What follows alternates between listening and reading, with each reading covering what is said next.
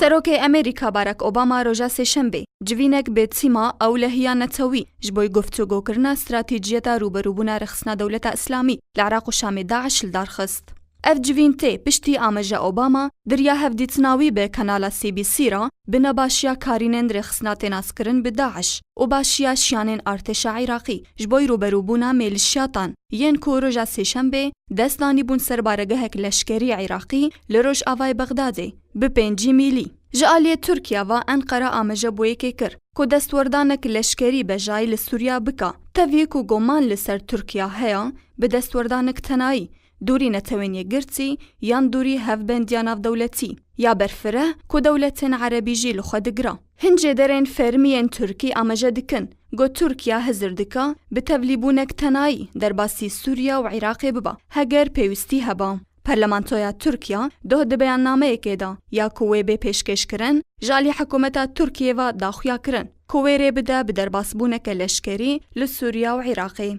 Li gor hincê derên Perlemana Tirkiya ku rûniştina Parlamentoya Tirkiya wê girtîba li ber dezgehên ragihandinê. Cîgirê Serokwezîrên Tirkiya Poland Arenc doh got ku rêpêdana Perleman ya ku rê bide Tirkiya bi karek leşkerî li Iraq û Sûriya wê hemû gev û metirsiyan yên eger heba li ber xwe danin. Herwiha daxuya kirin ku rêxistina Daeş ber û goristana Slêmanşah li Bakurî Sûriya diçe û ev dever taybet e li cem Tirkiya û leşkerên Türk parastina wê deverê dikin. Paşxistina rêpêdana Perleman tê piştî civîna wan bi hikûmeta Tirkiya ra hincê derên Tirkî dibêjin ku lêkolîn di rewşa Sûriya da û metirsiya wê li ser sînorê Tirkiya ji deran ji Şerqil Ewset ra ragihandin ku serkirdên artêşa Tirkî riyên leşkerî li ber wezîran danîna ku artêşa Tirkiya gotiya serkirdên siyasî wê amade bin wê ew bikarin herêmek parastî ava bikin. Li gor agahiyên Serok İstixbaratan ku nêzîkî 3000 leşker